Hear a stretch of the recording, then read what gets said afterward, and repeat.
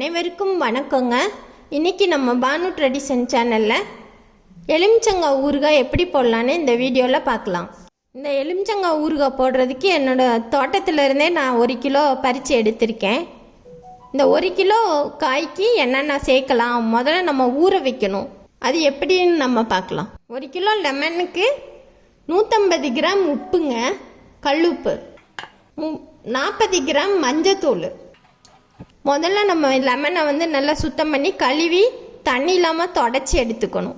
நல்லா தொடச்சி வச்சுக்கோங்க, தண்ணி சுத்தமாக இருக்கக்கூடாது. இப்போ லெமனை நீல வாக்கில் தாங்க நறுக்கணும். இந்த மாதிரி குறுக்க நறுக்காதீங்க, இந்த மாதிரி நறுக்கிக்கணும். 1-2 விதை விழுந்துட்டோம், இருந்துட்டு போகுது. இப்படி நறுக்கிக்கோங்க. இப்படி நறுக்கிட்டு இதையும் குறுக்க போட்டுடணும். இப்படி நறுக்கியாலும் நம்மளுக்கு சாறு அதிகம் வெளியே போகாது. ஊறுகாய்க்கு பொதுவாக இப்படி தான் நறுக்கணும், நீட்ட வாக்கில். இப்படி எல்லா லெமனையும் நறுக்கி எடுத்துக்கலாம். இந்த மாதிரி எல்லா லெமனையும் நறுக்கி எடுத்துக்கோங்க. இப்போ நம்ம ஒரு மஞ்சட்டி எடுத்துக்கணும். இந்த மாதிரி மஞ்சட்டி எடுத்துக்கோங்க. அதில் ஃபஸ்ட்டு 1 ஸ்பூன் மஞ்சள் போடணும். அடுத்து 1 ஸ்பூன் உப்பு போட்டுருங்க.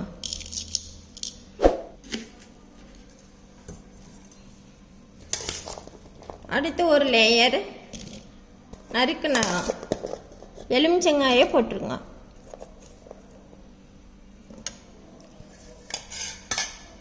அப்புறம் திரும்ப மஞ்சத்தூள்,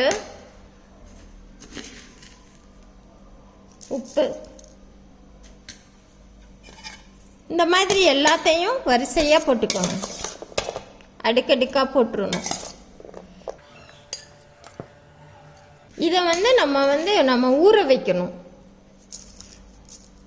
கரெக்டாக இருக்கும் இந்த உப்பு. 1 கிலோவுக்கு 150 கிராம் கல் உப்பு, 30 to 40 கிராம் மஞ்சத்தூள் போட்டுட்டு நல்லா குலுக்கி விடணும்.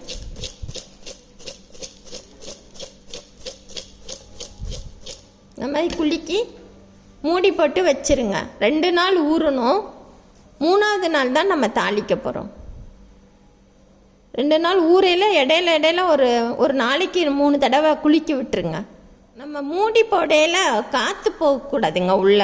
அப்போ ஒரு துணியை வச்சு இந்த மாதிரி வச்சு ரப்பர் பேண்ட் போட்டுருங்க. நான் காற்று சுத்தமாக போகக்கூடாது. அதுக்கு மேலே தான் நம்ம மூடி போடணும். இப்போ நல்லா ஊறட்டும். பாருங்க, இந்த எலுமிச்சங்காய் உப்புலையும் மஞ்சத்தூள்லையும் நல்லா ஊறிடுச்சுங்க. 3 நாள் நல்லா ஊறிடுச்சு. இப்போ நம்ம தாளிக்கணும். தாளிக்கிறதுக்கு என்னென்ன பொருள் வேணும்னு சொல்கிறேங்க. இந்த 1 கிலோ எலுமிச்சம்பழத்துக்கு அளவா மிளகா 50 கிராம், சிவப்பு மிளகா, காஷ்மீரி மிளகா 10 கிராம், பெருங்காயம் 1 ஸ்பூனு, கடுகு 50 கிராம், வெந்தயம் 25 கிராம், நல்லெண்ணெய் 1/4 லிட்டரு. இவ்வளோதாங்க. இப்போ எப்படி செய்யலான்னு பார்க்கலாம். ஒரு சட்டி அடுப்பில் வச்சுட்டுங்க, தனித்தனியாக வெந்தயம், கடுகு, மிளகா வத்தலை வறுத்து எடுத்துக்கலாம். ஃபஸ்ட்டு நான் வெந்தயத்தை போடுறேன்.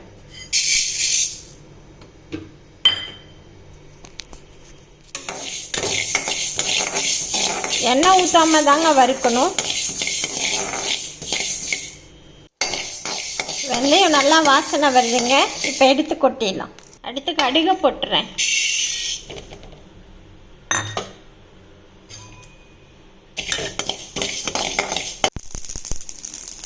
கடைசியாக மிளகாயை வறுத்துக்கலாம். மிளகாய் வறுக்க முன்னாடி நம்ம 1 ஸ்பூன் கல்லுப்பு போட்டுக்கோங்க. அப்போ தான் நம்மளுக்கு நெடி அடிக்காது. காஷ்மீரி மிளகாயும் அதோடய சேர்த்துடலாம்.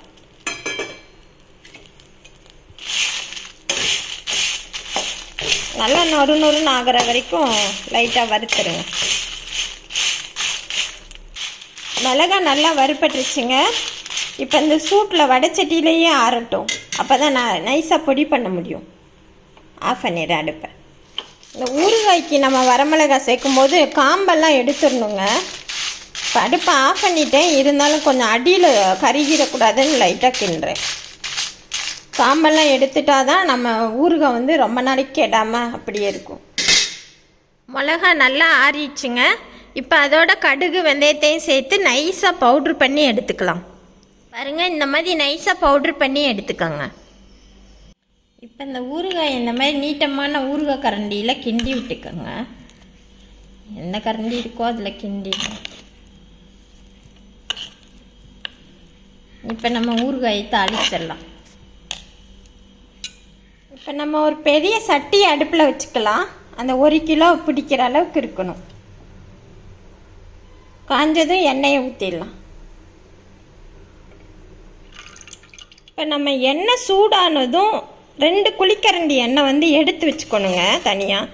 ஏன்னா நம்ம எடுத்து பாட்டில் எடுத்து வச்சுட்டு அது மேலாக்கில் ஊற்றணும்.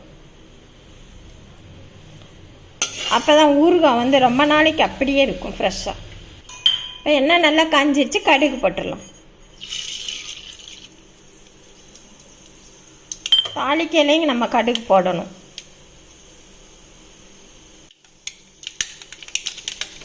அடுத்து பெருங்காயத்தை போட்டுடலாம்.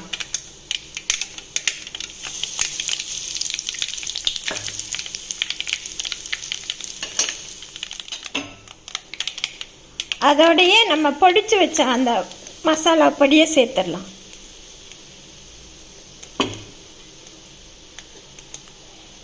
இதில் நம்ம காஷ்மீரி மிளகாய் எதுக்கு சேர்க்குறோன்னா நல்லா கலர் கிடைக்கிறதுக்கு தாங்க. ஊறுகாய் நல்லா சிகப்பாக இருக்கும்.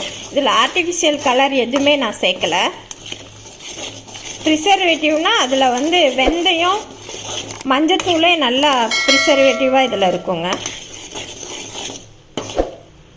இப்போ போதும், அடுப்பை ஆஃப் பண்ணிடலாம்.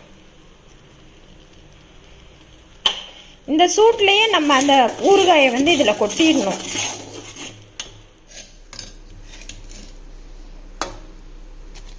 இதே அளவில் நீங்கள் கவனமாக செஞ்சீங்கன்னா உங்களுக்கு ஊறுகாய் கெடவே கெடாதுங்க. தீர வரைக்கும் 1 வருஷம் ஆனாலும் கெடவே கெடாது.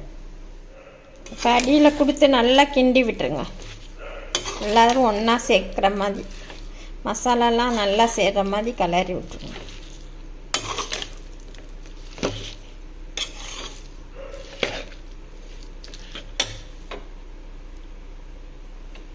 பாருங்கள், மசாலா எல்லா பக்கமும் கலந்துருச்சு. நல்லா சூப்பரான ஊறுகாய் தயாராகிடுச்சுங்க. இப்போ இந்த லெமன் ஊறுகாய் நல்லா ஆறிடுச்சுங்க. இதை வந்து நம்ம பாட்டிலில் வந்து எடுத்து வச்சுக்கணும். பாட்டிலில் தாங்க எடுத்து வைக்கணும், பிளாஸ்டிக் டப்பாவில் எடுத்து வைக்கக்கூடாது. எப்படி எடுத்து வைக்கிறதுன்னு நான் சொல்கிறேன். முதல்ல நம்ம வந்து எண்ணெய் எடுத்து வச்சுருந்தோம்ல, காஞ்ச எண்ணெய், அதை வந்து கொஞ்சம் பாட்டிலில் லைட்டாக ஃபில் பண்ணிக்கோங்க முதல்ல.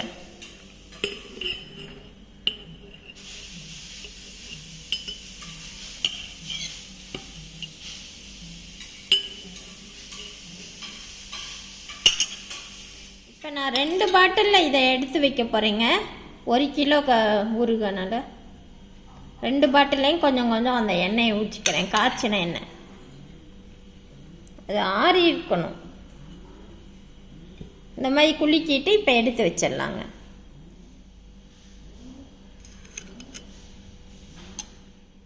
இப்படி இந்த பாட்டிலில் இப்படி ஃபில் பண்ணிக்கோங்க.